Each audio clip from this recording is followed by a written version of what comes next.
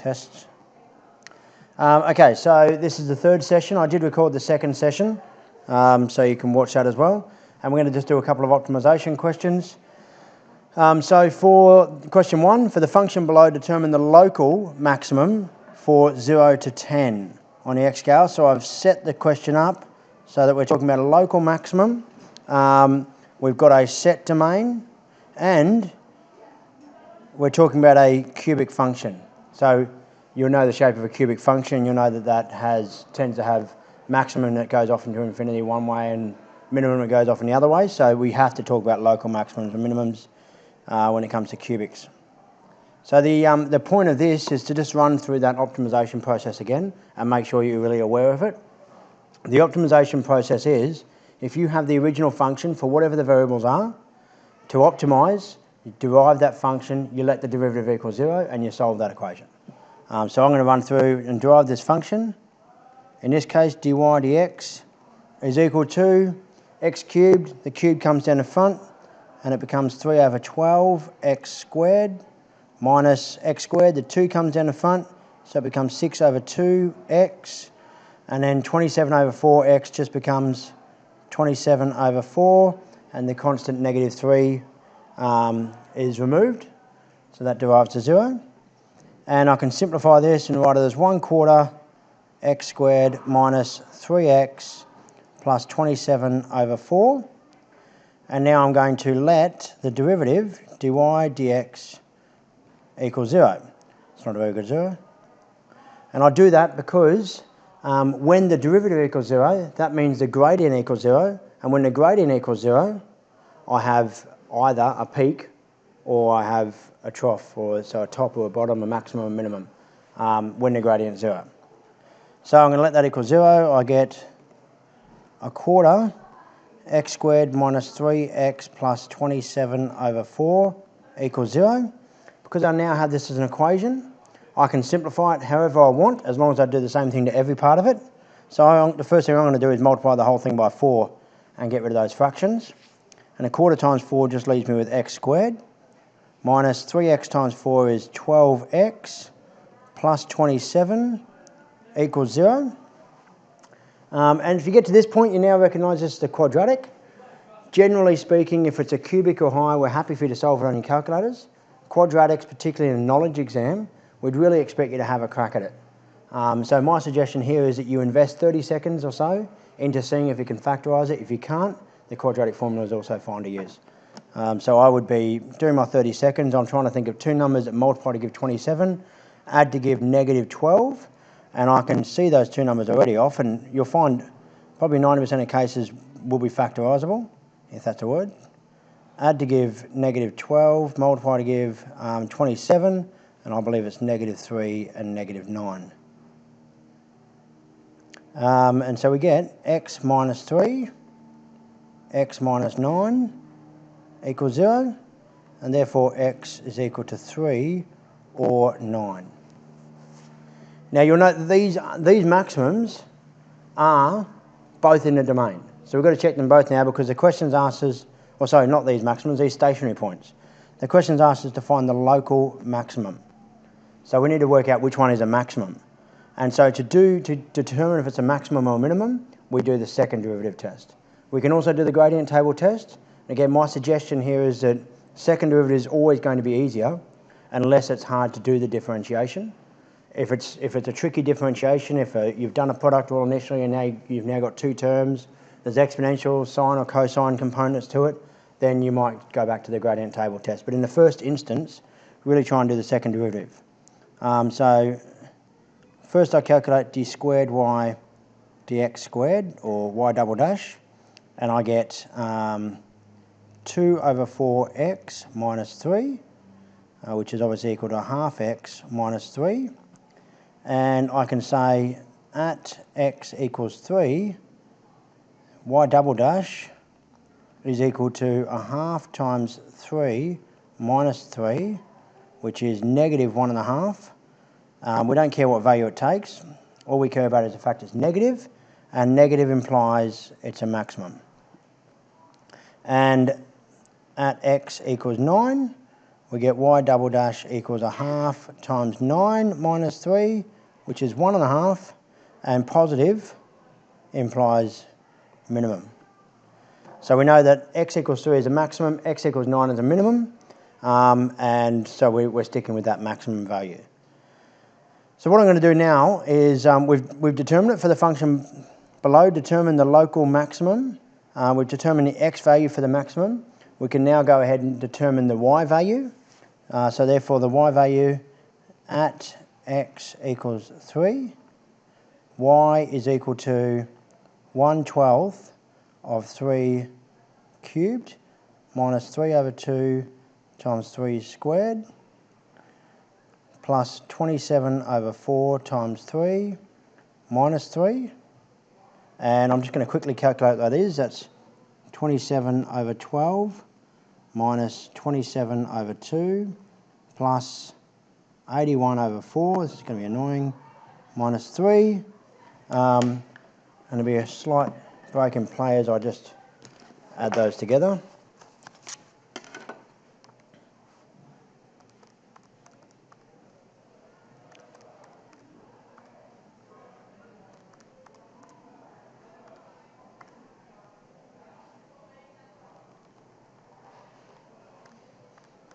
And I get 6, which is exciting. I haven't determined the y value for the minimum, but I'm not really too fussed about that. But for the second part of the question, it says, explain why this is a local maximum. Well, our graph looks like this. And it goes, we'll put just 10 here, which means we'll put 3 here and we'll put 9 there. I don't know the y value for the 9, so I'm just going to make that up. But ultimately, 3, it goes up to 6, which is there. And let's say 9 goes to here. Our graph is a cubic, so it looks like this.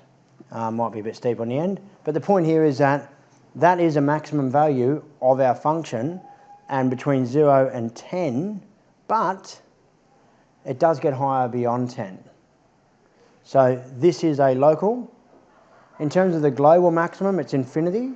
The global maximum within the domain might actually exist somewhere else. If you have a look over here, it could be higher at 10. We don't know. So we should do one last check at this point. Say if we're dealing with a domain, and just check that 3 is actually the largest. And this would be a bit more of a complex question if we had this expectation. But if I just quickly check, at x equals 10, y is equal to, and I can't remember the function. There it is there, 1/12 10 cubed minus 3/2 times 10. That is the function, yeah, plus 27/4 times 10, and that should be squared, sorry. And then minus 3. And if I put this into the calculator quickly, just to check it's not bigger than 6. 10 cubed divided by 12 minus 3.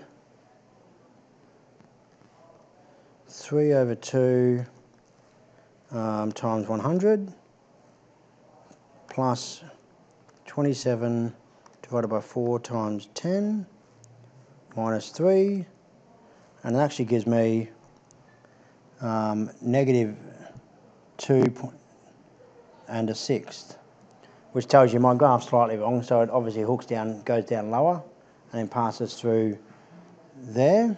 But either or, we've checked that 10. 10's the furthest it could be because it's on its way back up. It doesn't actually match that maximum, so this is the maximum within the domain, and it's also the local maximum. But the process is the same, irrespective of the question. The process is derive, let the derivative equal 0, then do your analysis from there. If this was a 5 or 6 mark question, most of the marks are allocated up to here.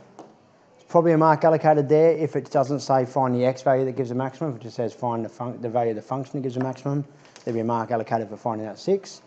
This is unlikely to be in here, this analysis at the end, but it might be if it starts to talk about local minimums and maximums. Second question, really quickly.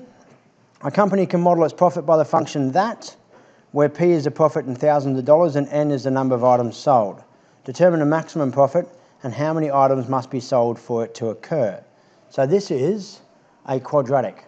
And the good thing about a quadratic is I know that it's a negative quadratic because of this negative here.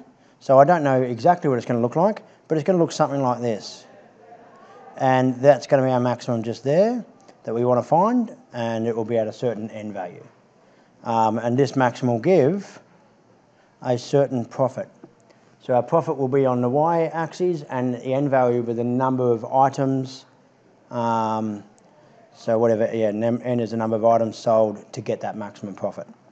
And the process is exactly the same, if not a little bit easier this time. So P dash of n is 7 minus 2 over 1,000 n. And I'm going to let P dash n equals 0.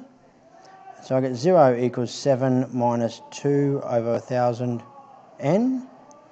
And that means that 7 is equal to 2. I could write 1 over 500 now. 2 over 1,000 simplifies to 1 over 500. That, of course, gives me 7,000 equals 2n, and n equals 3,500. So maximum occurs when 3,500 items are sold. Going back to the question, you should do this as often as you can.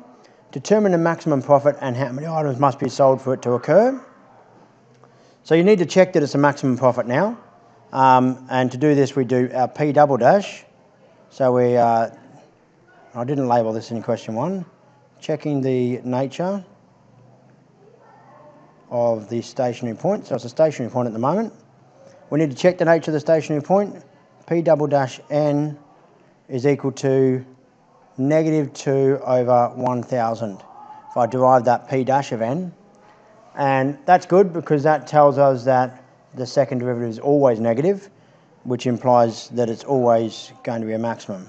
In fact, it implies there's only a maximum, which we know is true because we look at the diagram and you can see that there's only a maximum for a quadratic, or for this particular quadratic. Once we check the nature of the stationary point, we can calculate our P. P of 3,500 is our maximum profit, and it's equal to 7n minus 1/1000th of n squared. 7 times 3,500 minus 1 over 1/1000th of 3,500 squared, and plus 300.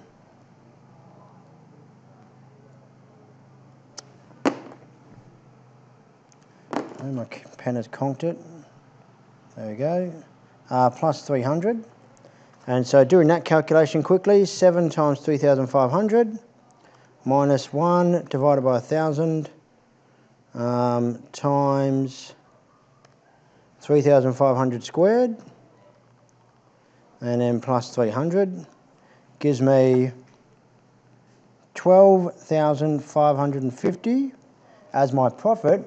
But I do have to be very careful. There's a half a mark allocated here, maybe even a mark in an exam, for negotiating the context and recognising it says where P is the profit in thousands of dollars. So I've got 12,500 thousands of dollars. So this is now equal to, in terms of dollars, 12,500 and, sorry, this pen's being a bit funny, $550,000 is my profit, and that's for 3,500 items. And that's it. We checked the nature of the stationary point. That was a bit easier. In fact, if you get in your exam and you see a question that's purely algebraic, it's probably going to take more work than a question that's contextual, because we're looking at the context a bit more. But you might see this question more like a 1 or 2 star maps, but it could also come up in caps as well because the function's given. So depending on whether we're focusing on the context or whether we're focusing on the maths, that question could come up in either.